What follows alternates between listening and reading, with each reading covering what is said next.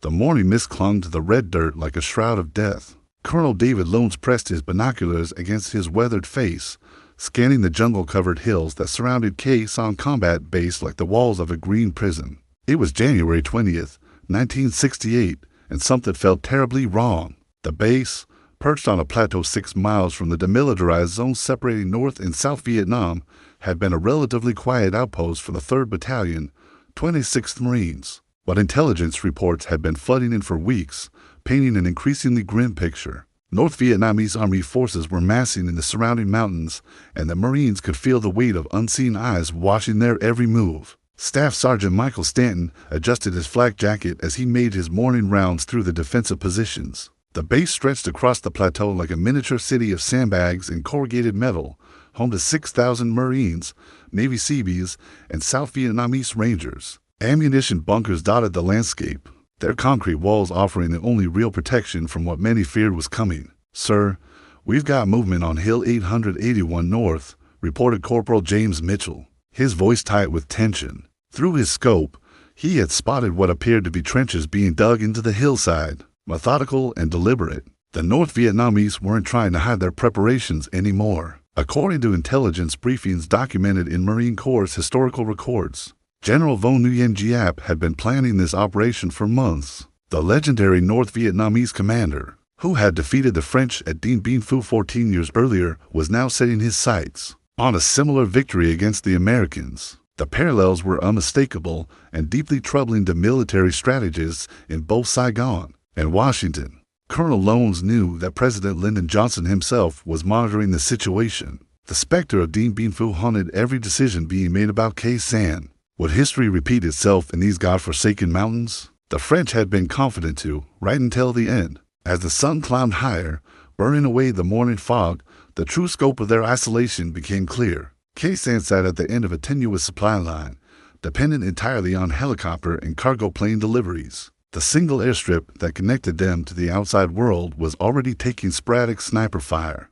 If that lifeline was cut, 6,000 men would be trapped with whatever supplies they had on hand. Lieutenant Robert from walked the perimeter with his squad, checking fields of fire and ensuring the concertina wire was properly positioned. The Marines had spent weeks improving their defenses, but everyone knew that against a determined enemy with superior numbers, their survival would depend on more than sandbags and machine gun nests. Radio chatter crackled constantly in the command bunker, as reports filtered in from reconnaissance teams and listening posts. North Vietnamese trucks had been heard moving supplies along the Ho Chi Minh Trail. Artillery pieces were being positioned in the hills. Ammunition dumps were being established in caves beyond the reach of American airstrikes. The siege of Sanh was about to begin, though none of the Marines walking their posts that morning could have imagined they were about to endure 7 to 7 days of hell.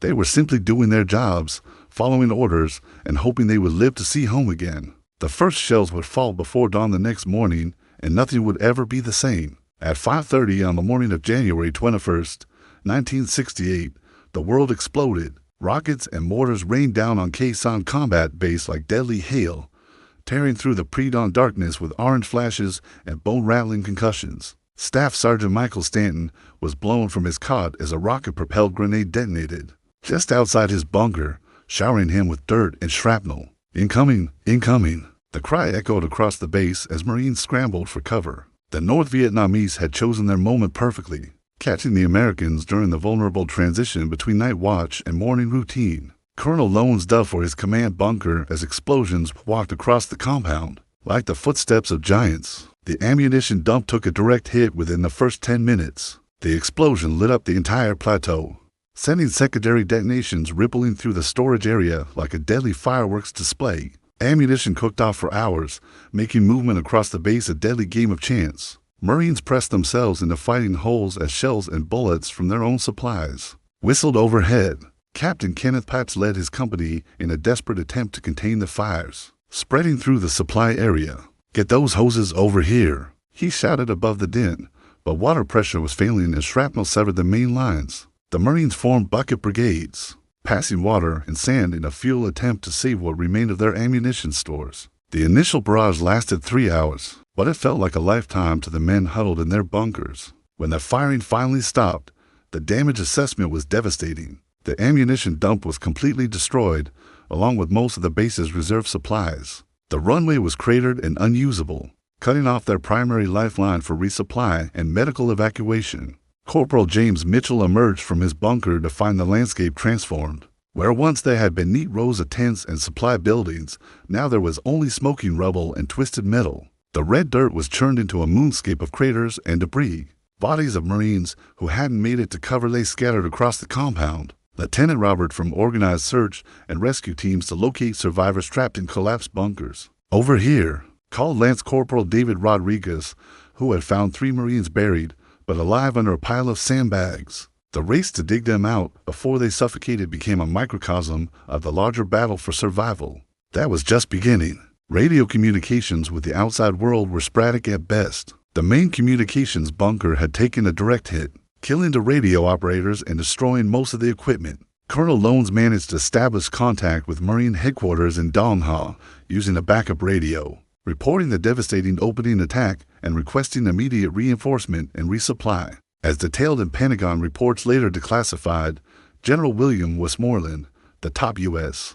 commander in Vietnam, was already mobilizing massive resources to support Sanh. Operation Niagara, a sustained bombing campaign against North Vietnamese positions around the base, would soon begin. But for now, the Marines were on their own. The North Vietnamese had achieved complete surprise with their opening bombardment. Intelligence estimates suggested that 3 full divisions, nearly 40,000 enemy troops, were positioned in the hills surrounding the base. Against this overwhelming force, the defenders of Sanh had their training, their weapons, and their determination to survive. As the sun set on that first terrible day, the Marines settled into their bunkers and prepared for a long siege. They had no idea it would last 7 to 7 days, testing every limit of human endurance and military resilience. The thunder of artillery would become the soundtrack of their lives. By the 3rd week of February 1968, Sanh had become a fortress under siege in the truest sense. The airstrip remained unusable, forcing all supplies to come by helicopter under intense enemy fire. Every delivery became a life-or-death mission that tested the courage of pilots and the desperation of Marines on the ground. Captain William Dabney commanded Company India on Hill 881 South, one of the critical outposts defending the main base. His men had been without hot food for 12 days, surviving on cold sea rations and whatever water they could collect from the frequent monsoon rains. The hilltop position was completely isolated, accessible only by helicopter during brief windows when enemy fire slackened. Here comes another one, called Corporal Thomas Wilson, spotting the familiar silhouette of a Marine CH-46 C9 helicopter approaching through the valley. The aircraft flew low and fast, weaving between the hills to avoid the web of anti-aircraft fire that the North Vietnamese had established around every approach to Sanh. The helicopter pilot, Major Bruce Gomez, brought his aircraft in fast and steep, his door gunners laying down suppressive fire. As he touched down on the hastily cleared landing zone, Marines sprinted from their bunkers, grabbing ammunition boxes and medical supplies while enemy mortars began finding the range. 30 seconds on the ground felt like an eternity. "Go, go, go," Dabney shouted as his men loaded 3 wounded Marines onto stretchers and rushed them toward the helicopter. One Marine had taken shrapnel in his chest 3 days earlier, and without immediate surgery, he would die. Another had severe burns from a mortar explosion that had destroyed his fighting position. Major Gomez held his hover as long as he dared, watching his instrument panel as small arms fire-peppered the fuselage. A bullet shattered his side window, spraying glass across the cockpit, but he maintained control. As soon as the wounded were aboard, he pulled pitch and climbed steeply away from the landing zone, racing to reach altitude before the enemy rockets could track him. Back at the main base, Colonel Lones faced an impossible mathematics of survival. His 6,000 Marines were consuming ammunition, food, and medical supplies faster than the restricted helicopter deliveries could replace them. Rationing had become severe, 1 meal per day, limited water, and strict controls on ammunition expenditure. Staff Sergeant Michael Stanton supervised the distribution of supplies from the latest helicopter delivery. 18 cases of sea rations to feed 300 men. 4 cases of ammunition for positions that were firing constantly to repel North Vietnamese probes, to cases of medical supplies for a field hospital treating dozens of wounded Marines daily. "Make it stretch," Sergeant ordered Lones during his daily briefing. "Intelligence suggests this siege could last weeks more. We have to assume we're fighting for time until relief arrives." But privately, the colonel wondered if relief would come at all. The North Vietnamese had chosen their ground well.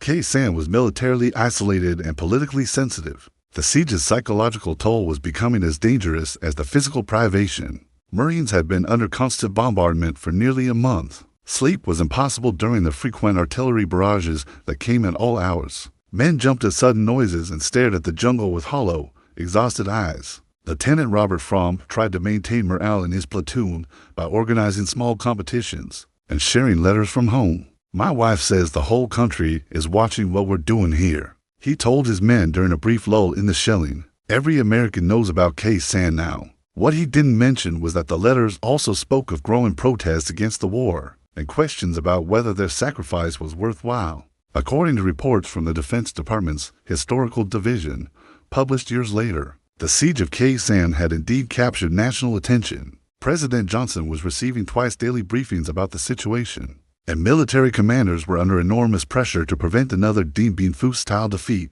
The North Vietnamese seemed content to wait, tightening their ring around the base while their artillery and rockets methodically destroyed buildings, equipment, and morale. Every day brought new evidence of their patience and planning. Tunnels were being dug closer to the perimeter. Artillery positions were being reinforced and expanded. The siege was entering its most critical phase. As March approached, the Marines of Sanh faced a terrible question.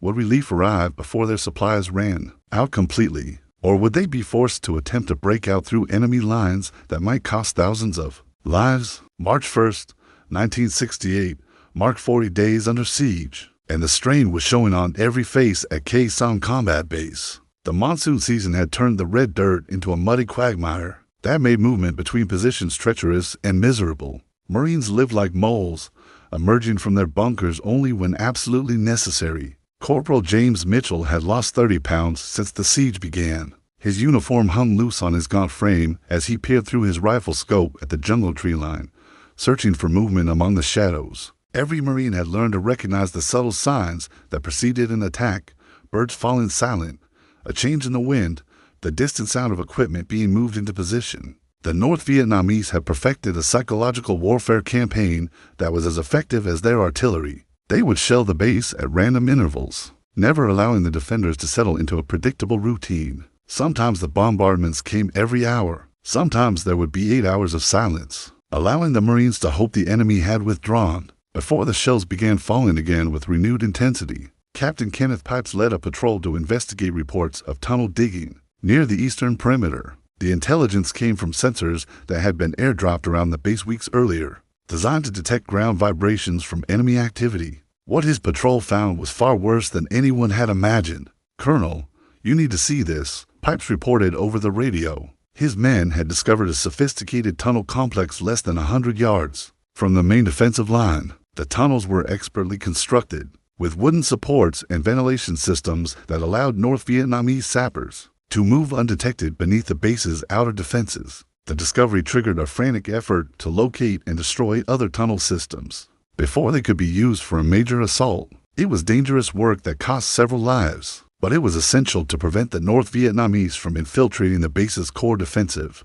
positions. Staff Sergeant Michael Stanton organized teams of Marines to improve their bunkers against the increasing intensity of enemy fire. Sandbags were in short supply, so they used ammunition boxes, supply crates, and even bodies of dead North Vietnamese soldiers to reinforce their positions. Every piece of metal, wood, or concrete became precious materials in the constant construction and reconstruction of defenses. The medical situation was becoming critical. Lieutenant Commander Richard Steinberg, the Navy doctor assigned to Sanh, was treating dozens of wounded Marines in facilities that were barely more than reinforced holes in the ground. Surgical instruments were running low, and several critical medications had been exhausted weeks earlier. "We're doing battlefield surgery with kitchen utensils," Steinberg confided to Colonel Lones during a rare moment between crises. 3 Marines lay on stretchers nearby, waiting for helicopter evacuation that might not come for days. One had taken shrapnel in his abdomen and needed immediate surgery.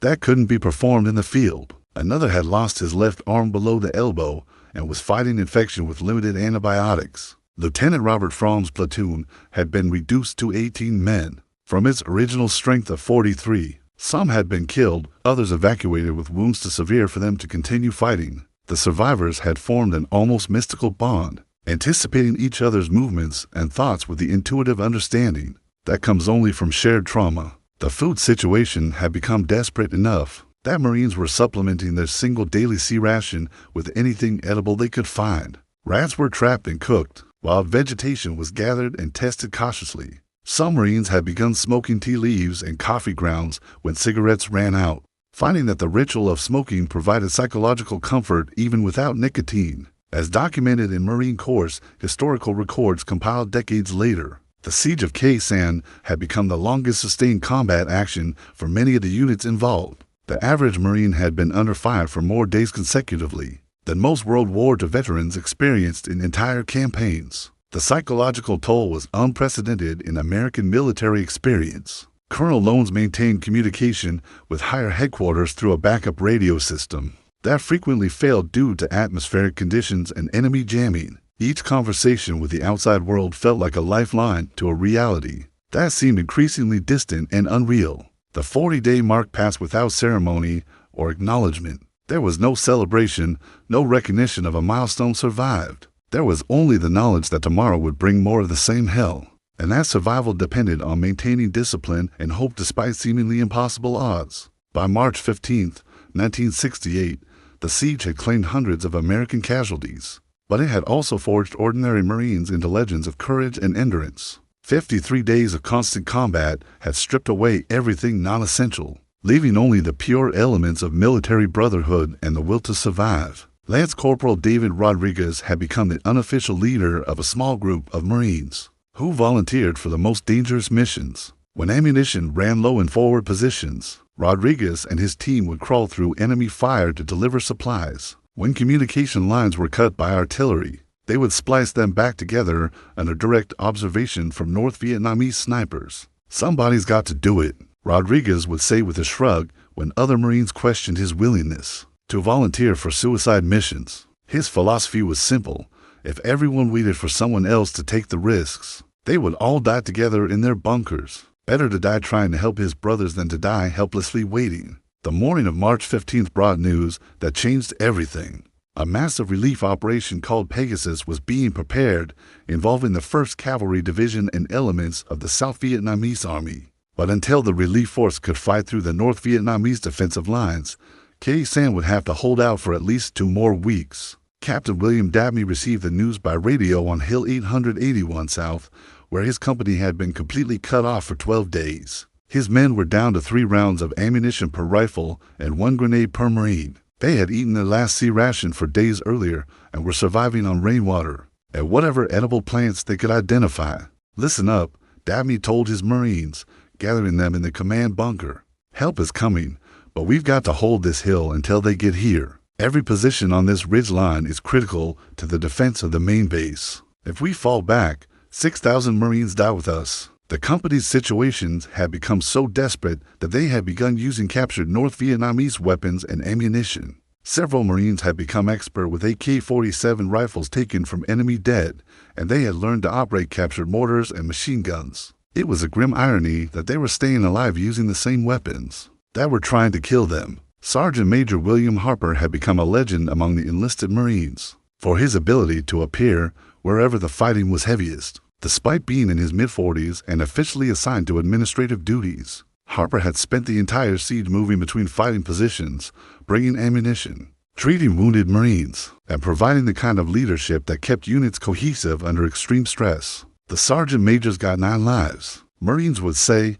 when Harper survived yet another close call. He had been wounded 3 times but refused evacuation, insisting that his place was with the Marines who couldn't be evacuated. His presence in a fighting position was considered good luck, and unit commanders requested him specifically when their situations became desperate. The North Vietnamese had begun using captured American equipment in their attacks, including radios that allowed them to monitor Marine communications. This forced constant changes in radio procedures and call signs, adding another layer of complexity to an already chaotic situation. Marines had to assume that everything they said over the radio was being overheard by the enemy. Lieutenant Robert Fromm had developed an informal network of communication that relied on hand signals and runners rather than radio. His Marines had become so attuned to each other's movements that they could coordinate complex actions with minimal verbal communication. It was a skill that would serve them well when the final assault came. According to classified after-action reports later released through the Freedom of Information Act,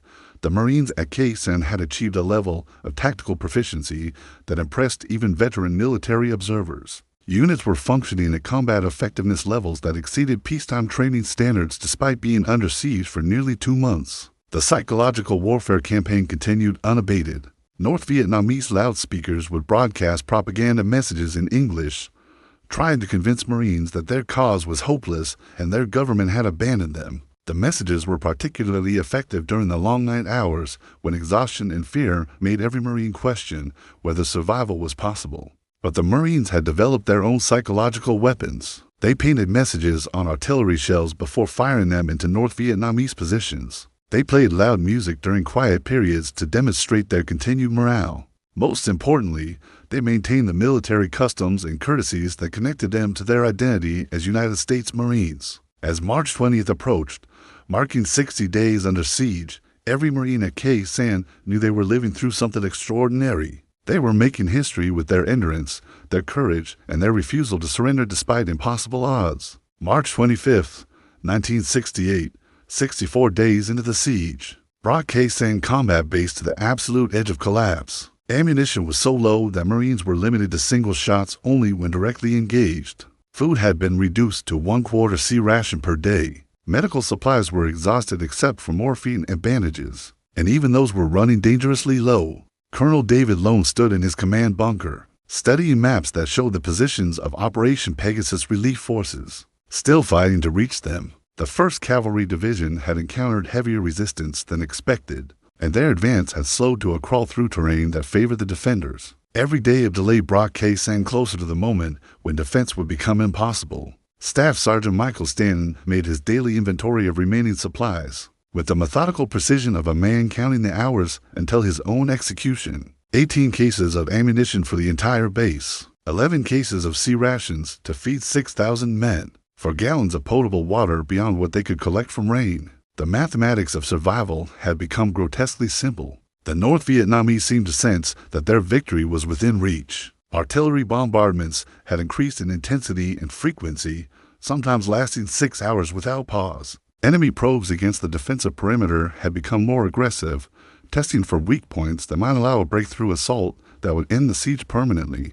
Captain Kenneth Pipes led a desperate night patrol to silence a North Vietnamese machine gun position that had been systematically destroying the base's remaining structures. His 8-man team carried every available grenade and most of the base's remaining demolition charges. If they failed to eliminate the position, morning would bring renewed fire that the Marines lacked the ammunition to answer. The patrol moved through the maze of craters and debris that had once been the outer defensive line. Enemy flares lit the landscape intermittently, forcing the Marines to freeze in whatever cover they could find until darkness returned. The machine gun position was located in a reinforced bunker that had survived multiple airstrikes and artillery barrages. Corporal James Mitchell crawled forward to within 20 yards of the enemy position, close enough to hear North Vietnamese voices discussing firing angles and target priorities. He signaled the rest of the patrol, and they began their final approach through a minefield that had been partially cleared by weeks of bombardment. The assault lasted less than 3 minutes, but cost 3 Marine lives.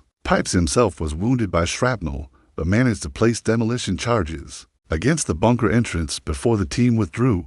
The explosion that followed eliminated the machine gun position, but also drew concentrated fire from every North Vietnamese position within range. Lance Corporal David Rodriguez was killed during the patrol's withdrawal, cut down by sniper fire while trying to help a wounded Marine reach cover. His death marked the end of one of Sanh's most inspirational stories. The young Marine who had volunteered for every dangerous mission and had become a symbol of hope for his comrades. Lieutenant Robert Fromm organized Rodriguez's funeral service in a bomb crater behind the command bunker. There was no coffin, no flag, no honor guard, just 18 Marines standing in a circle while read from a field manual about duty, honor, and sacrifice. It was a moment of humanity in the midst of mechanized death that reminded everyone why they continued fighting. The medical situation had deteriorated beyond critical. Lieutenant Commander Richard Steinberg was performing surgery without anesthesia.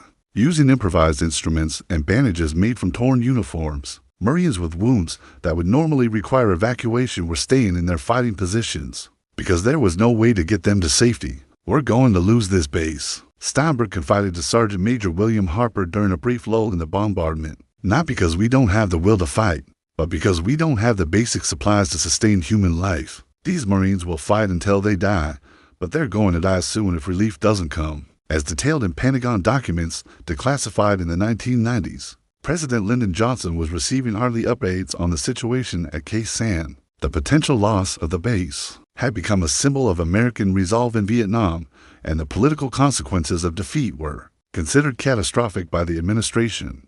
But politics meant nothing to the Marines crouched in their bunkers, counting their remaining ammunition and wondering if they would live to see another sunrise. They had reached the point where courage alone might not be enough to ensure survival. The breaking point had been reached, and everyone knew that the next few days would determine whether the 7 to 7 day siege would end in rescue or massacre. The radio crackled with reports of relief forces still miles away, fighting desperately to reach them. Time was running out for the defenders of Sanh. April 5th, 1968, the 7 to 7th day of the siege, dawned with an unusual sound that every Marine at Sanh combat base had almost forgotten. Silence. For the first time in over 2 months, no artillery shells were falling on their positions. The absence of explosions was so complete that it felt supernatural, as if the war itself had simply stopped. Colonel David Lones emerged from his command bunker cautiously, scanning the tree line through binoculars for signs of North Vietnamese activity. His Marines were so accustomed to incoming fire that many remained in their bunkers, suspecting the silence was a trap designed to draw them into the open. Trust had become a luxury they could no longer afford. The mystery was solved at 0800 hours when radio contact was established. With the lead elements of Operation Pegasus, the 1st Cavalry Division had finally broken through North Vietnam East defensive lines during a night assault that had caused hundreds of casualties. Relief was less than 5 miles away and advancing steadily toward the base. Staff Sergeant Michael Stanton wept openly when he received confirmation that the siege was ending. 7 to 7 days of hell were finally over, but the price had been enormous. Of the 6,000 Marines who had begun the siege, nearly 700 had been killed or wounded. Every survivor bore scars, both physical and psychological, that would last for the rest of their lives. The first relief column to reach Sanh was led by Lieutenant Colonel Richard Sweet of the 1st Battalion, 7th Cavalry, the same unit that had fought at the Little Bighorn 92 years earlier. The historical irony was lost on no one. Custer's regiment had come to rescue the Marines, where the French had failed at Dien Bien Phu. Captain William Dabney's company on Hill 881 South was among the last units to be relieved. His Marines had survived on rainwater and plant roots for the final week, maintaining their positions with captured North Vietnamese weapons. When the relief helicopter finally landed, only 12 of his original 43 Marines were still able to walk unassisted. The evacuation of wounded Marines became a massive logistical operation that lasted 3 days. Helicopters and transport aircraft shuttled constantly between Sanh and field hospitals throughout South Vietnam. Many Marines required immediate surgery. Others needed weeks of recovery from malnutrition and exhaustion. Some would never fully recover from their psychological wounds. Lieutenant Robert From supervised the destruction of sensitive equipment and documents before the base was abandoned. The irony was bitter. After 7 to 7 days of desperate defense, Sanh combat base was being evacuated voluntarily. The strategic value that had justified the siege was deemed insufficient to warrant permanent occupation. Sergeant Major William Harper was among the last Marines to leave the base, ensuring that no American was left behind and that nothing of intelligence value fell into enemy hands. He had survived the entire siege without serious injury, a miracle that his Marines attributed to divine intervention or simply incredible luck. His leadership had been instrumental in maintaining morale during the darkest days of the siege. The final tally of North Vietnamese casualties would never be accurately determined, but estimates suggested that over 10,000 enemy soldiers had been killed during the siege and relief operation. American air power had dropped over 100,000 tons of ordnance on the surrounding hills, making Sanh one of the most intensely bombed areas in military history. Corporal James Mitchell was awarded the Silver Star for his actions during the final weeks of the Siege. His citation mentioned his courage under fire and his dedication to his fellow Marines, but it could never adequately describe the transformation that 7 to 7 days of combat had wrought in a young man from Iowa who had never seen war before arriving in Vietnam. The siege of Khe Sanh officially ended on April 1st, 1968, though the final evacuation wasn't completed until several days later. The Marines who survived would carry the memory of those 7 to 7 days for the rest of their lives. They had proven that American fighting men could endure anything, and that the bonds of military brotherhood were stronger than fear, hunger, or despair. Years later, military historians would debate whether the siege had been a victory or a strategic error, but for the Marines who lived through it, there was no debate. They had faced impossible odds and survived. They had honored their oath and protected their brothers. In the end, that was all that mattered. The red dirt of Khe Sanh would return to jungle within a few years, but the memory of what happened there would remain forever in the annals of Marine Corps history. 7 to 7 days that tested the limits of human endurance and proved that heroes are made in the crucible of combat, when ordinary men are called upon to do extraordinary things.